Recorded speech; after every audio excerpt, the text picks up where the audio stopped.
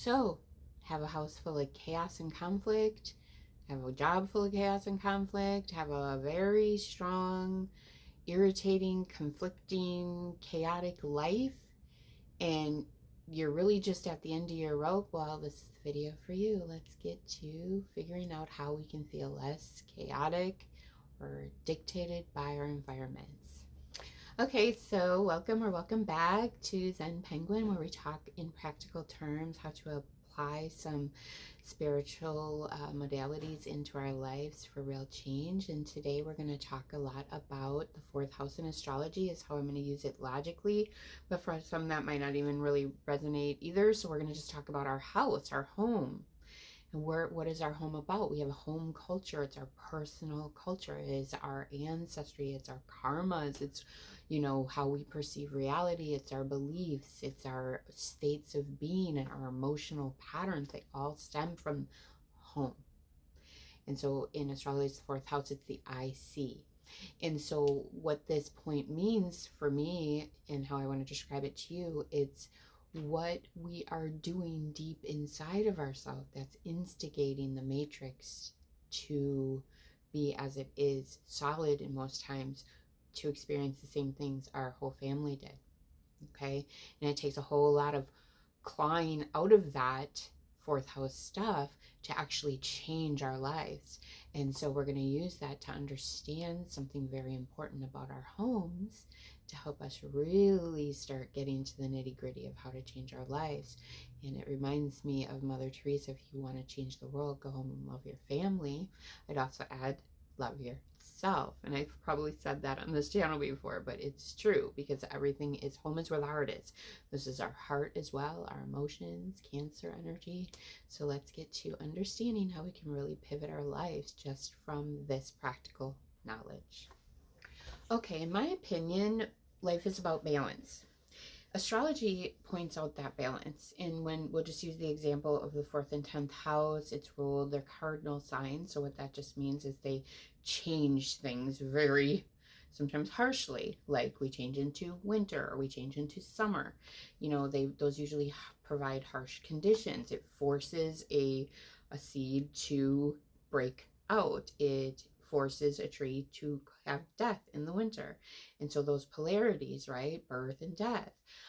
Cancer is very deeply within ourselves, and Capricorn is our public image. So these are just two opposites, and the whole astrology wheel is opposites to help us become balanced. And so if we become unbalanced with external, internal, that would be the 4th and 10th house. The 4th house being the internal, Cancer, our emotions, our patterns of emotions, the way that we think. I'm going to add that there because those are emotional, energetic thought forms that we've gotten from our family, and so I'll just make an example. It just came to my head. I remember listening to some Asian women that were on a podcast, and they were talking about how when they had first went to a white family's house for like a event, like a sleepover or something, that they didn't take off their shoes, and just how weird that was and how out of sorts they felt and conflicted inside. And so that's a great example of how we inherit that stuff from our personal culture, right? Because they lived in the same collective culture, but we have our personal. And so with that, we can understand how we are looping a lot of the same things and how to change them. So let's get some understanding about our home. Okay, so if you grew up in a chaotic home, right, and then you go out into a chaotic world because it's stemming from what you believe is normal. Culture is giving normalcy. Doesn't mean it's right or wrong. It just means it's normal, right? What's normal? What's common sense? What's, we're all doing together. It's created it to be normal. And so what happens is, if we have an internal home life, that our foundation is creating that chaos and conflict and arguing and strife and reactionary energy and anger is common, normal. It's our culture. It's the way we do things. Oh, that's just the way we talk, right?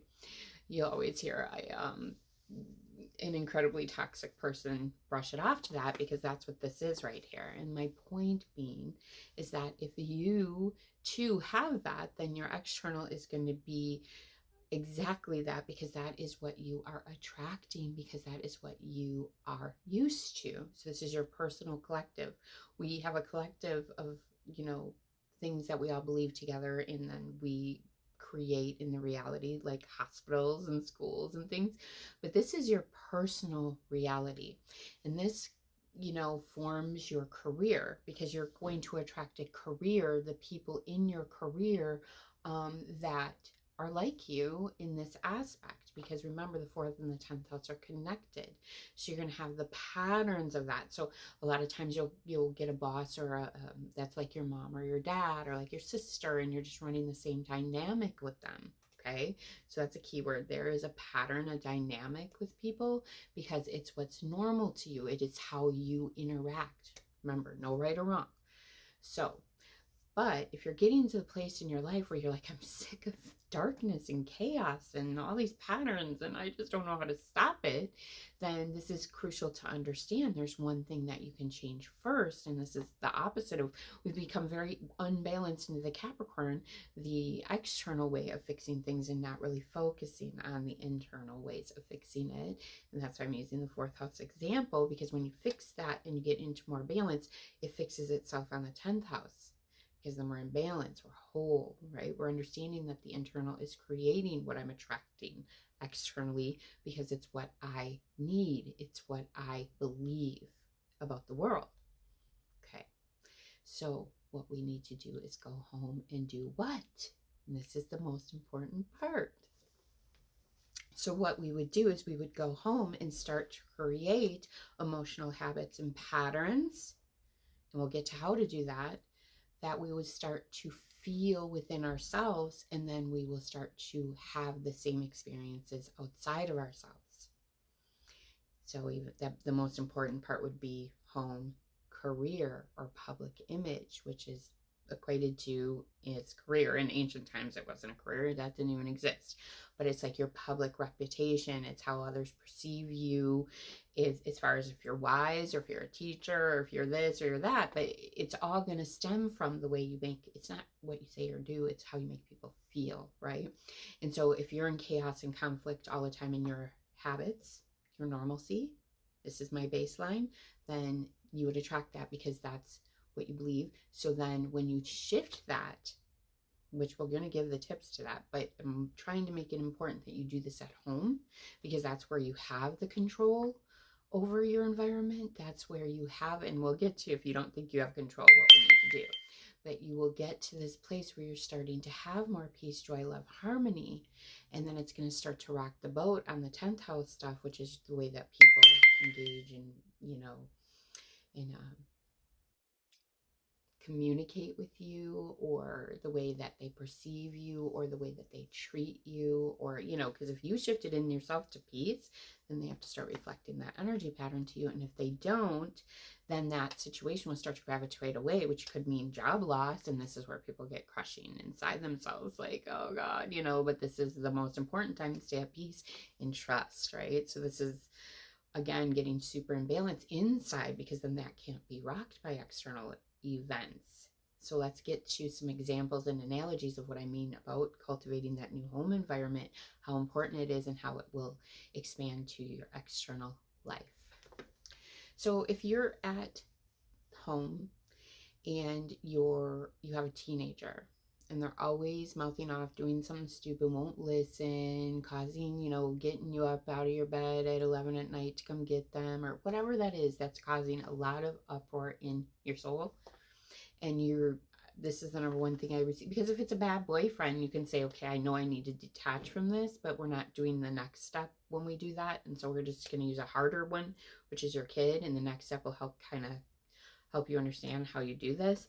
But so your kid is very hard, because you can't just put them out the house, and you have to kind of engage with them and this and that. But remember, it's a dynamic, it's a habitual way of doing things. And now it's on loop. And so at first it's going to be extremely uncomfortable, because you're going to kind of give them a ticket to Okay, fine, I'm going to pick you up and I'm going to work on cultivating a better feeling about picking you up. And I'm going to start to work on the inside instead of arguing with your ass and going down the bad road. I'm going to work on getting to peace within myself, which is the hardest step. And there's a lot of videos on this channel that talk about your inner triggers and how to soothe them. But my point is that your home is your number one sanctuary. This is why it is the deepest root and it's connected to home and Cancer, which is the mother. We're going to mother ourselves if we grew up in a bad environment, because what that means is the only place you can go in the world to get unstimulated, dysregulated, out of the way is at your home.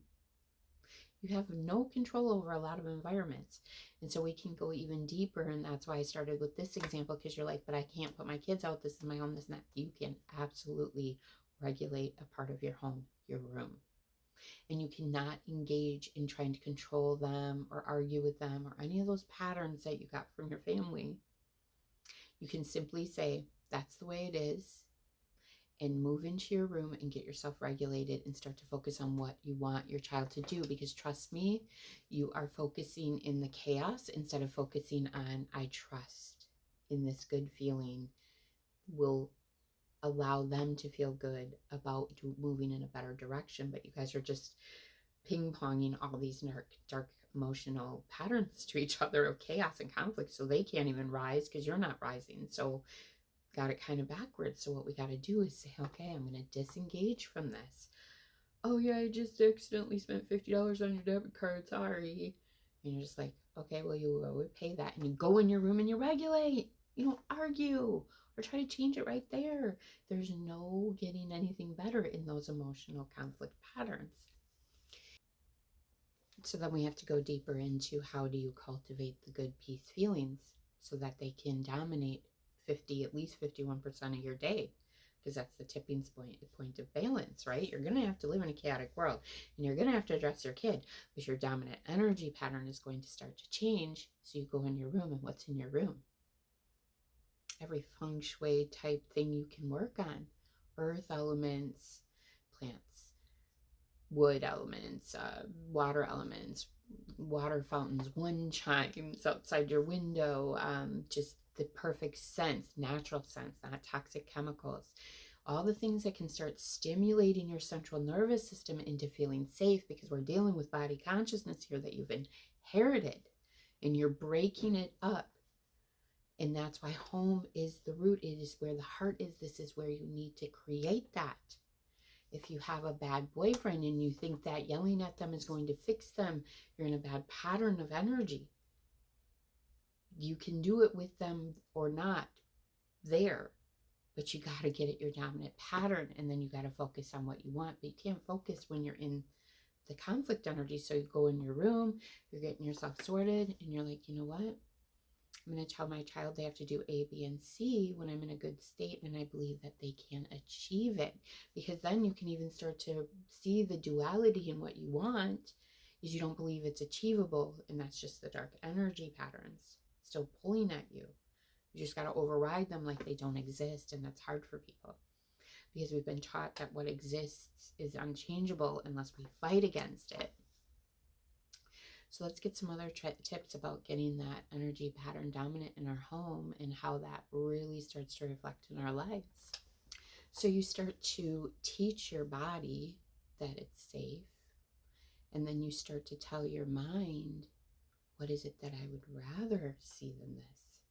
And it would be that my child and I can talk without explosions and reactions. And it's going to take time to get there. But the key is to recognize that you're going into the old energy patterns and saying, let's go to our safe space, and cultivating the good emotion again so you can go back out into the world and get a different result. And you're just going to keep doing that till it gets into a new pattern. And you know, you will get miracles along the way, but a lot of times this internal deep stuff is deeply rooted in our ancestry, and we're here on the planet always to evolve that. Epigenetics is showing it in science, right? So you just have to remember what the crucial thing is when your mind is telling you to do it the old way, and that is to get your body, your mind, and your spirit very regulated at those higher states of consciousness in the state of love, which is the fourth house, and it stems into everything you do in your chart. So I hope this video helps you cultivate that space and start to recognize that's the most important thing of my day when I'm dysregulated, and start saying no to going out too much, start saying no to people pleasing.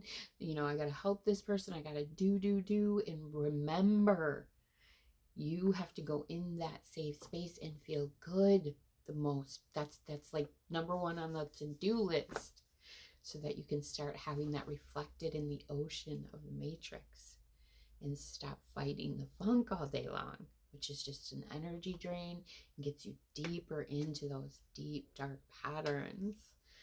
So try to comment and let me know what I inspired in you for your safe space, because I just realized I really want one of those big, huge honking wind chimes outside my window. Those relax me so much. So do you have anything you use? And then is this going to expand even bigger into your room, and then your living room, and then your whole house is just going to be your peaceful sanctuary? Eventually it will. Kids, boyfriends, all of it. Just got to integrate it. So I hope this helps again, and until next time, take care.